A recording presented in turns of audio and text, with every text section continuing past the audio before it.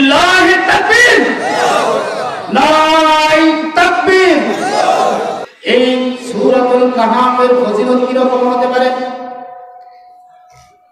হযরত আবু দারদা রাদিয়াল্লাহু তাআলা আনহু থেকে বর্ণিত, রাসূল সাল্লাল্লাহু আলাইহি ওয়াসাল্লাম বলেন, কোন ব্যক্তি যদি এই সূরাতুল কাহাফের 1 থেকে 10 নম্বর আয়াতে কারিমা মুখস্থ করে, আল্লাহ রাব্বুল আলামিন ওই ব্যক্তির জন্য, বান্দার জন্য দাজ্জালের ফিতনা থেকে হেফাজত করে দিবে।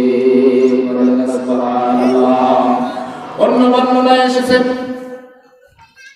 কোন ব্যক্তি যদি প্রত্যেক জুমার দিন এই সূরাতুল কাহাফ তেলাওয়াত করে, আল্লাহ রাব্বুল আলামিন ওই ব্যক্তির জন্য, ওই বান্দার জন্য এক জুমা থেকে আরেক জুমা পর্যন্ত যত সগীরা গুনাহ আছে আল্লাহ রাব্বুল আলামিন মাফ করে দিবে।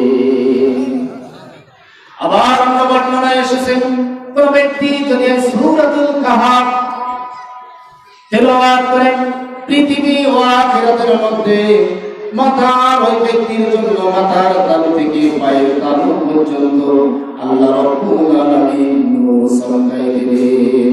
ও মুসলমান বন্ধুগণ, তাহলে এই সূরাতুল কাহাফ পড়ার দরকার আছে কি নাই? তেলাওয়াত করার দরকার আছে কি নাই? আমল করার দরকার আছে কি নাই? তাহলে আমরা এই সূরাটা বেশি বেশি করে তেলাওয়াত করতে রাজি আছি কি নাই? কারা কারা রাজি আছেন তো হাত তুলে আল্লাহকে দেখান।